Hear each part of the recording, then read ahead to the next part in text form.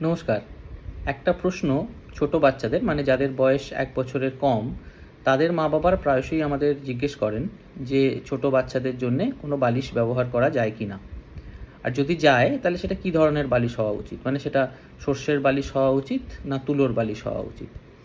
এই প্রশ্নটার যদি এক কথায় উত্তর দিতে হয় তাহলে বলি যে ছোট বাচ্চাদের ক্ষেত্রে মানে যাদের বয়স ওই বললাম ১ বছরের কম, তাদের ক্ষেত্রে কোনো রকমের বালিশই কিন্তু ব্যবহার করার কথা নয়। একটা ধারণা আছে যে কিছু নির্দিষ্ট ধরনের বালিশ ব্যবহার করলে কিছু নির্দিষ্ট উপকার পাওয়া যায়। যেমন একটা এরকম ভাবনা চিন্তা আমাদের মধ্যে আছে যে সর্ষের বালিশ ব্যবহার করলে বুঝি বাচ্চার মাথার আকৃতিটা বেশ একটা গোলগাল হয়। কিন্তু এর কোনো বৈজ্ঞানিক ভিত্তি তো নেই।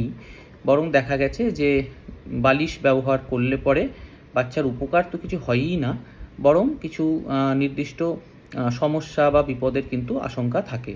তাই ছোট বাচ্চাদের যাদের বয়স ১ বছরের কম, তাদের ক্ষেত্রে কোনো বালিশই ব্যবহার করা উচিত না।